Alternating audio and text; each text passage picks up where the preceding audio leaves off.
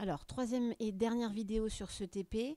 Donc, un cas très particulier où on a un pendule amorti. Alors, regardez la vidéo. Donc, ça, cette fois-ci, c'est pendule, enfin, oscillation, frottement solide. Hein, c'est un pendule amorti. Alors, regardez ce qui se passe.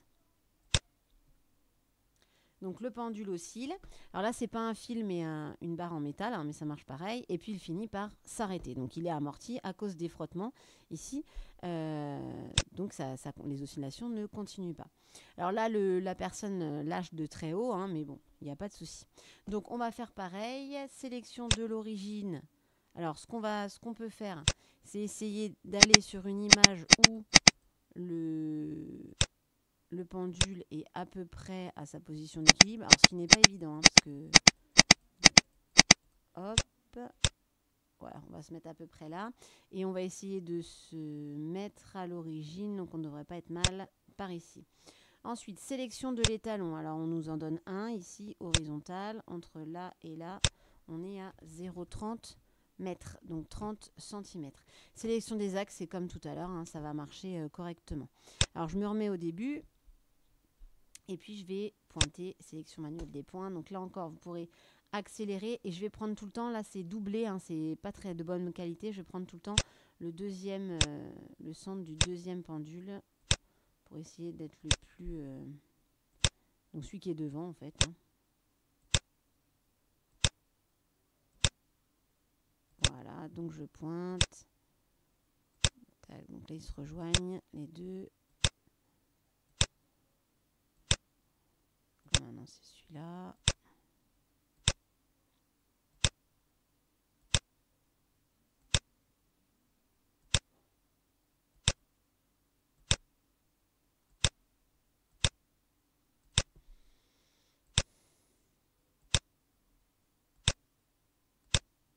Alors, je vais pas aller jusqu'au bout, hein, mais... pour avoir quand même suffisamment de points pour voir ce qui se passe. Pour les énergies.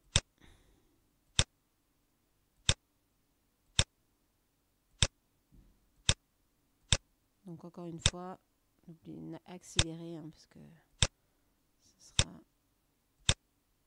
un casse-pied.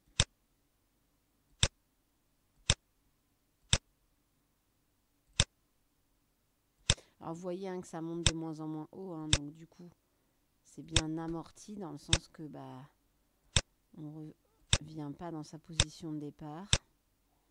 Donc à cause des frottements. Alors on pourrait se demander est-ce qu'il y a une perte d'énergie ou pas, donc c'est ça qu'on va essayer de déterminer. Et s'il y a une perte d'énergie, la question sera sous quelle forme cette perte d'énergie. Vous voyez là, je ne suis pas super précise. Hein. On essaye, mais c'est pas évident parce qu'en plus, l'image est vraiment mauvaise. Bon, je vais peut-être réussir à aller presque jusqu'au bout du coup. Je suis à 98.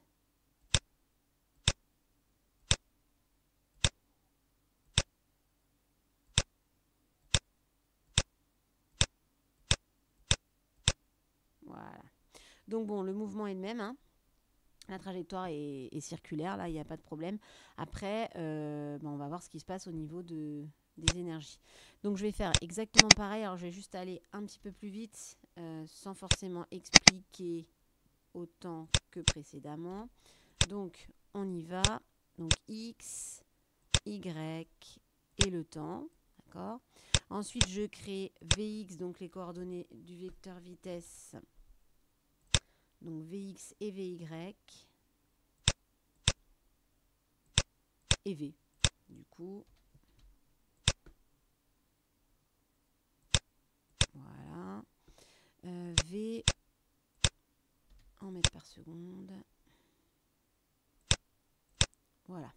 Alors, pour Vx égale, donc X après moins X avant, et je divise par, je regarde le temps, entre deux, c'est toujours 80 millisecondes, donc je ne vais pas faire la même bêtise que tout à l'heure, 80 millisecondes, parce que si ça, il y a encore un problème avec le temps.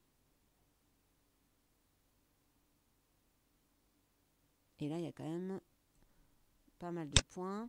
Ensuite, pour VY, la même chose. Donc, Y après moins Y avant. Je divise par 80 millisecondes. Et on y va ensuite pour la vitesse. Donc, racine carrée de Vx carré plus Vy carré. Donc, égale SQRT, ça c'est pour racine carrée de Vx au carré plus Vy au carré. Et voilà.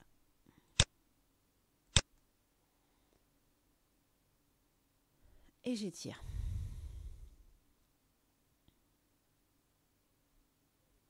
Hop. Alors, à partir de là, on va créer les trois énergies. Donc, EC en joules. Oh, pas trop vite. EP en joules aussi.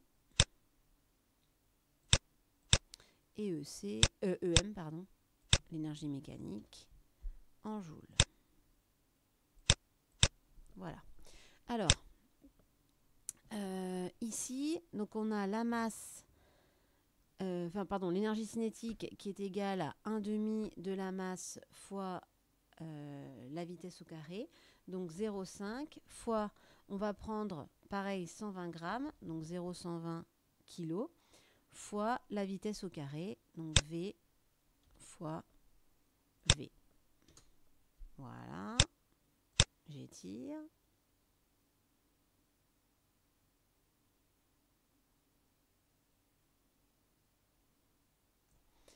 Ensuite, l'énergie potentielle.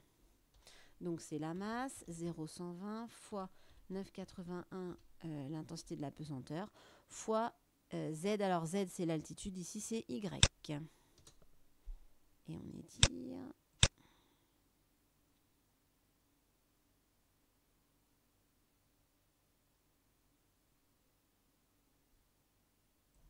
Voilà.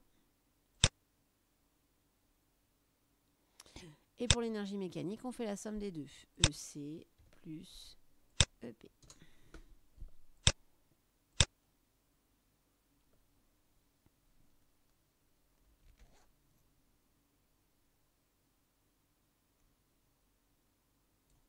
Et voilà. Alors, on va regarder ce que ça donne au niveau des courbes. Donc, on va tracer EC en fonction du temps. Alors, qu'est-ce que vous remarquez? Donc, je vais modifier. Hein. On va prendre...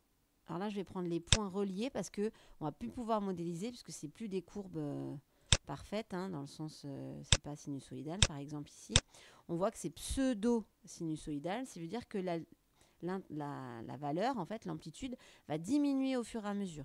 Ça veut dire que le système va perdre de l'énergie cinétique au fur et à mesure des oscillations. Qu'en est-il de EP? Bah alors EP, donc je vais faire la même chose. C'est la même chose pour l'énergie potentielle. C'est-à-dire que elle va, donc c'est des oscillations également, mais on perd de l'énergie potentielle au fur et à mesure.